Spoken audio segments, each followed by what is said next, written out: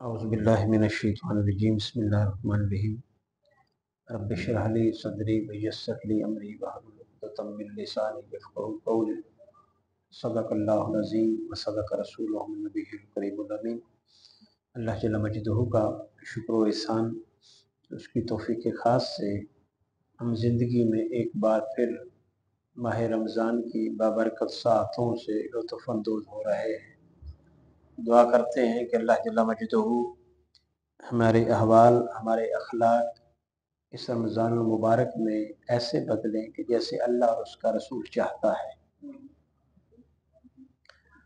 ये मजलिस इल्म है। इससे पहले हमने ज़िक्र खुदा किया, अब फरमाने खुदा और फरमाने मुस्तफ़ा सल्लल्लाहु अलैहि वसल्लम को समझने की कोशिश करते हैं। अल्लाह जल्ल मजदहू हम सब के इल्म में इजाफ़ा फरमाए। बुखारी शरीफ की हदीस है, हज़रत अब्दुल्ला बिन अब्बास रज़ी अल्लाह ताला अन्हु से मरवी है। वो कहते हैं कि रसूल मुकर्रम सल्लल्लाहु अलैहि वसल्लम ने मुझे सीने से लगाया और सीने से लगाकर ये दुआ फरमाई, ऐ अल्लाह अल्लिमहुल किताब, अल्लाहुम्मा अल्लिमहुल किताब, ऐ अल्लाह इसको किताब का इल्म सिखा, ऐ अल्लाह इसको किताब का इल्म सिखा। खुशकिस्मत हैं हज़रत अब्दुल्ला बिन अब्बास जिनके इल्म के इजाफे के लिए मुस्तफ़ा दुआ फरमा रहे हैं।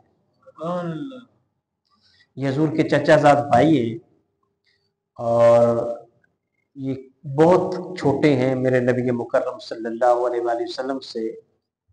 ये तकरीबन एज फेलो हैं हज़रत इमाम हसन हुसैन के सलाम अलैहि। तो ये हुज़ूर नबी मुकर्रम सल्लल्लाहु अलैहि वसल्लम की सोबत में बैठते रहते ज़्यादा। तो फिर एक इनका तरीका ये था कि जब हुज़ूर वुज़ू करते तो ये हुज़ूर के लिए वुज़ू का पानी लाते थे और फिर हुज़ूर का जूता उठाते थे। बाज़ मुहद्दिसीन ने कहा है कि इस वजह से हुज़ूर ने खुश होकर इनके लिए दुआ फरमाई।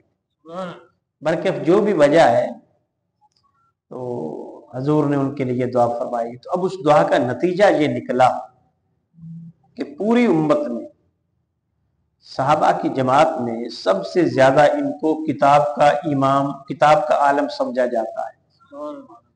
कुरान मजीद का सबसे बड़ा आलम इनको समझा जाता है। तो इससे ये पता चला कि इल्म के लिए, किसी इल्म के हवाले से किसी के लिए दुआ करना ये हुजूर की सुन्नत है।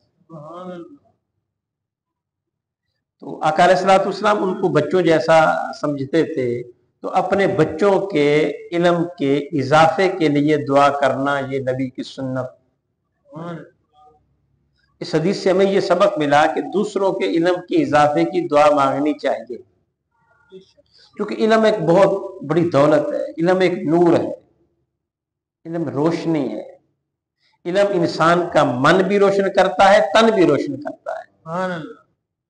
ये इल्म अगर सही मानों में इल्म हासिल किया जाए, इल्म नाफे, ऐसा इल्म जिससे इंसानियत को भला हो, नफा पहुंचे, उसको इल्म नाफे कहते हैं।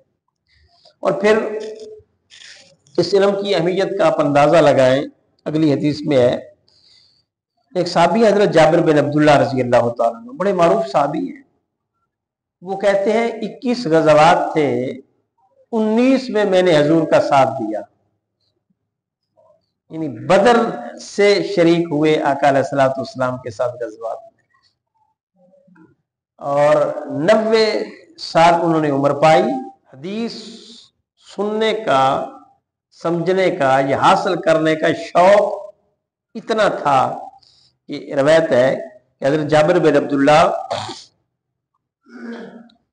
मसीरतन शहरिन इला अब्दुल्ला इब्ने अनीस फी हदीस वाहिद, कि जाबिर बिन अब्दुल्ला एक हदीस की खातर एक माह की मुसाफत का सफर करके हजरत अब्दुल्ला बिन अनीस के पास पहुंचे। एक महीने का सफर करके एक हदीस के लिए, एक सहाबी के पास। अब आप अंदाजा फरमा लें कि दीन के इल्म का शौक कितना था साहबा, और हमें कितना है। जरा थोड़ा सा मुवाजना करें। ये मजलिस इल्म है तो हम तरावी पढ़ने के लिए, नमाज पढ़ने के लिए आते हैं, तो साथ ये नियत करके आए कि हमने कुछ अल्लाह और उसके रसूल की बातें भी सीखनी। यानी हैरानगी होती है कि एक महीने का सफर सिर्फ एक हदीस के असूल के लिए किया है। आपको पता चला उस हवाले से जो हदीस है वो फलां शख्स ने सुनी थी हुजूर से, तो वो कहाँ रहते हैं उनका पता करवाया, तो एक महीने की मुसाफत थी, वो शाम में रहते थे, वहां आए उनके पास। अब वो हदीस क्या है? वो हदीस है, हज़रत जाबिर बिन अब्दुल्लाह बयान करते हैं कि मुझे ये खबर पहुंची कि एक शख्स ने रसूल मुकर्रम सल्लल्लाहु अलैहि वसल्लम से एक हदीस सुनी है। मैंने ऊंट खरीदा, लगता है पहले पास उस वक्त नहीं होगा, और उस पर सामान्य सफर बांधा। फिर मैं एक माह का सफर करके शाम पहुंचा। वहां हजरत अब्दुल्ला बिन अनीस रजी अल्लाह ताला अन्हु थे। मैंने दरबान से कहा, इज़न से कहो कि उनसे कहो कि जाबिर बिन अब्दुल्ला दरवाजे पर है। उन्होंने पूछा, इब्ने अब्दुल्ला, इब्ने अब्दुल्ला? मैंने कहा हाँ। फिर वो अपने तहमत को घसीटते हुए और मुझे बाहर निकले और मुझे गले लगा लिया। मैंने भी उनको गले लगा लिया। तो मैंने कहा, मुझे खबर पहुंची है कि आपने रसूल मुकर्रम सल्लल्लाहु अलैहि वसल्लम से किसास के हवाले से कोई हदीस सुनी है। मुझे खतरा था कि आपसे उस हदीस को सुनने से पहले आप फौत हो जाएं या मैं फौत हो जाऊं। मुझे ये खदशा था, खतरा था, मैंने इसलिए ये सफर किया है। तो हजरत अब्दुल्ला बिन अनीस ने कहा कि मैंने रसूल मुकर्रम सल्लल्लाहु अलैहि वसल्लम को ये फरमाते हुए सुना है। अब ये हदीस कि क़यामत के दिन लोगों को जमा किया जाएगा। हमने पूछा उनके साथ क्या होगा? फरमाया उनके साथ कुछ नहीं होगा, फिर अल्लाह ताला उनको ऐसी आवाज के साथ निदा फरमाएगा जो दूर वाला भी इस तरह सुनेगा जिस तरह करीब वाला सुनता है। फिर अल्लाह जल्ला मजदूह फरमाएगा, मैं बादशाह हूं, मैं जजा देने वाला हूं। अहले दोजख में से कोई शख्स दोजख में दाखिल नहीं होगा जिस पर अहले जन्नत में से किसी का हक हो, हत्ता कि उस जन्नती का हक दोज़की से दिला दूंगा, और ना अहले दोजख में से किसी का किसी पर हक होगा का एक थप्पड़ी हो, मगर मैं उसका हक दिला दूंगा। हमने कहा कि हम अल्लाह के पास कैसे आएंगे? आपने फरमाया नेकियों और बुराइयों के साथ। तो ये हदीस थी कि अल्लाह जल्ला मजदूह उस दिन किसास लेंगे, क़यामत के दिन बदला लेंगे। जिसने हक खाया होगा वो उससे उसका हक लेकर दूसरे को पहुंचेगा। इसको हदीस किसास कहते हैं। अगर एक शख्स ने किसी के साथ ज्यादती की है तो फिर क़यामत के दिन उस ज्यादती का अजाला होगा। पहले नंबर पर उसकी नेकियां उसको दी जाएंगी, फिर अगर नेकियां खत्म हो जाएंगी तो इस शख्स की बुराइयां उसके परड़े में डाली जाएंगी। ये इस तरह का किसास होगा। तो ये हदीस सुनने के लिए वो इतना तवील सफर करके पहुंचे। तो अब ये साहबा का शौक था इल्म का हासिल करना, और नबियों का भी शौक था। अब अगली हदीस में है, हजरत इब्ने अब्बास रजी अल्लाह ताला अन्हो से ही मरवी है। वो कहते हैं कि हजरत मूसा अलैहिस्सलातु वस्सलाम को किसी ने कहा कि आप जानते हैं कि इस वक्त इस रूए जमीन पर आपसे कोई बड़ा आलम है? उन्होंने कहा कि मेरी निगाह में मुझसे कोई बड़ा आलम नहीं है। तो फिर अल्लाह जल्ला मजदूह ने उसकी तरफ वही की कि फरमाया कि नहीं, तुझसे भी एक ज्यादा बड़ा आलिम है। अब वो इशारा था हजरत खिज़र अलैहिस्सलाम की तरफ, खिज़र अलैहिस्सलाम की तरफ। अब खिज़र अलैहिस्सलाम के बारे में बाज़ ने कहा कि वो नबी थे, बाज़ ने कहा कि वो वली थे। बाहर क्या जो भी थे, لیکن اللہ نے فرمایا کہ تجھ سے زیادہ علم رکھنے والا ہے۔ تو اب موسیٰ علیہ السلام کے دل میں شوق پیدا ہوا کہ مجھ سے کوئی بڑا عالم ہے، مجھے ان کے پاس جانا چاہیے، ان سے ملاقات کرنی چاہیے اور ان سے کچھ سیکھنا چاہیے۔ تو اب آپ اندازہ کر لیں کہ انبیاء کی بھی یہ خواہش رہی ہے کہ ہم علم زیادہ سے زیادہ حاصل کریں۔ تو حضرت موسیٰ علیہ السلام چل پڑے، اپنے ساتھ اپنے خلیفہ یوشع بن نون جو شاگرد بھی تھے، خلیفہ بھی تھے، ان کو ساتھ لیا۔ چلتے چلتے اتنا بتایا گیا تھا کہ دریا کے پاس ہے، دریا کے کنارے میں ملاقات ہوگی، کچھ جگہ کا تعین بتایا گیا تھا، اس کی کچھ علامت بتائی گئی۔ تھوڑا سفر کیا دریا کے کنارے تو ایک جگہ پہ آپ نے آرام کیا، کچھ دیر کے لیے لیٹے، پھر جب اٹھے تو پھر سفر پر روانہ ہو گئے۔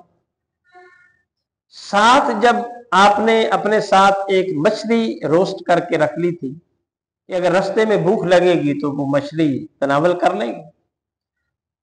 آرام کرنے کے بعد جب دوبارہ سفر پر چلے تو آگے جا کر آپ نے بھوک محسوس کی اور اپنے شاگرد سے کہا کہ وہ جو مچھلی تھی روسٹ شدہ اس کو لاؤ، ہم بھوک لگی ہے تاکہ ہم کچھ کھائیں۔ اس وقت اس نے کہا کہ حضرت وہ میں آپ کو بتانا بھول گیا، جہاں ہم رکے تھے نا وہاں مچھلی دریا میں کود گئی تھی، زندہ ہو کر مچھلی دریا میں چلی گئی۔ تو آپ نے فرمایا کہ ہاں ہماری منزل وہی ہے۔ پھر الٹے پاؤں آپ واپس آئے اور اس جگہ پہ دوبارہ جب پہنچے وہاں آرام کیا تو وہاں حضرت خضر علیہ السلام سے ملاقات ہو گئی، یعنی وہیں آپ نے رکنا تھا، وہیں ٹھہرنا تھا، وہیں موسیٰ علیہ السلام کی خضر علیہ السلام سے ملاقات ہونی تھی۔ اس سے ایک اشارہ یہ ملا کہ وہ اللہ کے برگزیدہ بندے تھے، نیک بندے تھے، صالح تھے، ولی تھے یا نبی تھے، جو بھی تھے لیکن عظیم تھے، خدا کے قریب تھے، خدا کے محبوب تھے۔ تو ان کی پہچان جو بتائی موسیٰ علیہ السلام کو وہ یہ ہے کہ جہاں مردہ زندہ ہو جائے سمجھ لینا وہاں میرا محبوب رہتا ہے۔ اس سے پھر اہل اللہ نے ایک مسئلہ نکالا ہے کہ اللہ والوں کی پہچان یہ ہوتی ہے کہ ان کے پاس مردہ دل زندہ ہوتے ہیں، مردہ دل زندہ ہوتے ہیں، تو بس آپ کا پھر مردہ جسم بھی زندہ ہوتے ہیں۔ تو اس لیے اہل اللہ کے پاس جانے کا کہا جاتا ہے۔ تو حضرت موسیٰ علیہ السلام حضرت خضر علیہ السلام کے پاس علم کے حصول کے لیے پہنچے۔ تو علم حاصل کرنا یہ انبیاء کی سنت، یہ صحابہ کی سنت، یہ اولیاء کی سنت۔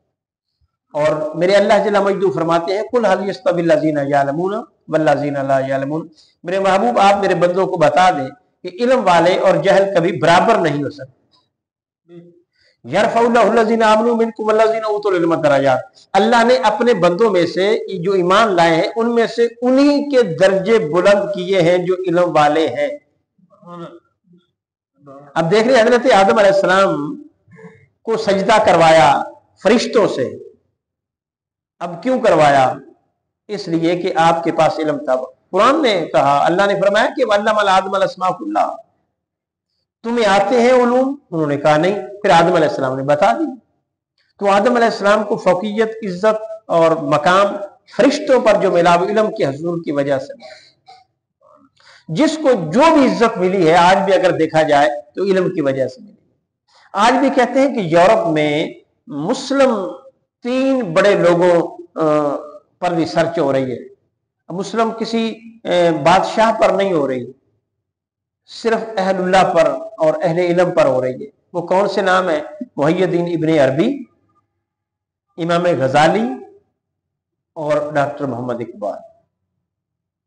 وہ یورپ ان پر ریسرچ کر رہا ہے۔ تو عزت پھر کس کو ملی؟ جو علم والا ہے۔